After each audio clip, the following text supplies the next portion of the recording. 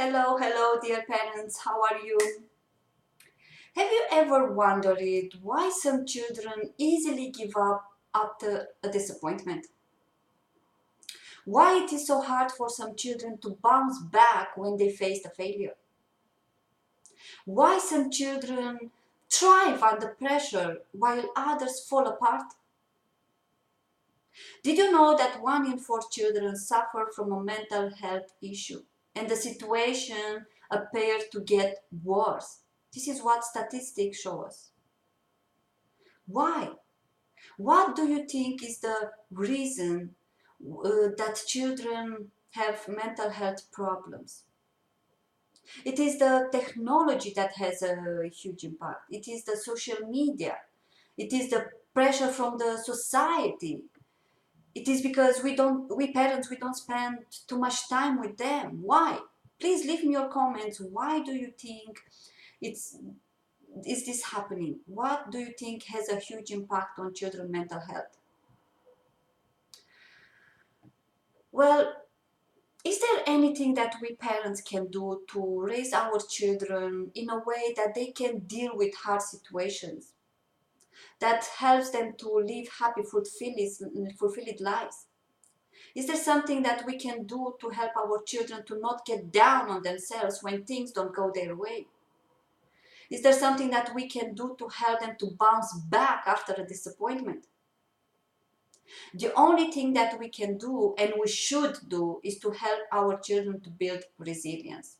You see, it doesn't matter how much we love our children. This is not going to bring them self-esteem, it's not going to bring them confidence, and it's not going to bring them resilience. Resilience is not about succeeding in school, it's not about academic, it is about thriving in life. Resilience is the ability to bounce back from stress, adversity, failure, challenges, or even trauma. It's not something that children have or don't have. It is a skill that they can develop as they grow. So, what we parents can do to help our children?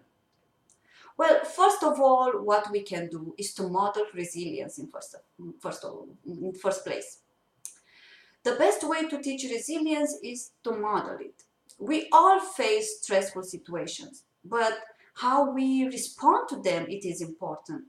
And the most important, how you respond to them when your child is around you. We must be very careful on the way that we act, respond, speak about the tough situations, because children watches us, they copy us, and they will do the same.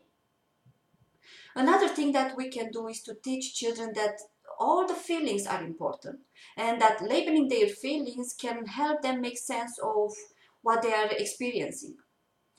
Tell them that it's okay to feel anxious, sad, scared, disappointment, and let them know that these bad feelings usually pass.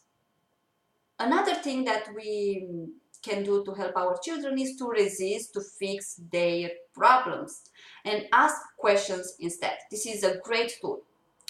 When kids come to us parents to solve their problems, what is our natural response? Is to lecture them, to explain them, and the most of the time to solve their problem. A better strategy is to ask questions. By bouncing back the problem to the child with questions, we help children to think through the issue and come up with solutions. This is a very good way to make children to think and learn how to solve problems by themselves. Another way that we can help our children to build resilience is to promote healthy risk taking. It is important to encourage children to take healthy risks. So what is a healthy risk? A healthy risk is something that pushes the child to go outside of his comfort zone, such as trying a new sport, participate in school play, or start a conversation.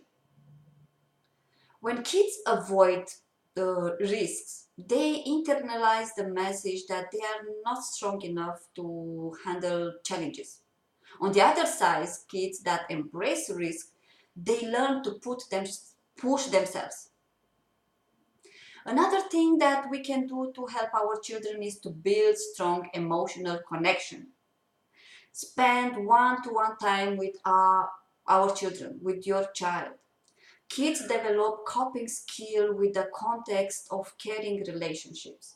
It is important to spend one-to-one time with your child. This means that you need to put your phone down, you have to close your TV, and you have to turn off your radio and focus on your child. When children know that they have the unconditional support of a parent, they feel empowered and they seek guidance and make attempts to work through difficult situations. Resilience helps kids navigate the obstacles they encounter as they grow. It's not possible to avoid stress, but building resilience, it is one of the best ways to cope with. Children, all children, need to have these skills because more than education, more than experiences, more than training, a personal level of resilience will determine who succeeds and who fails in life. Without the tools for resilience, discouragement and giving up will come. If children don't know how to deal with stressful situations, then their self-esteem will decrease. So we need to support our children, we need to connect more with our children and give them opportunities to build resilience. These are my tips on how can you help your child to build resilience. Hopefully this will be helpful. But please let me tell you that you need to be patient. It takes time. And as I always say repetition is the key.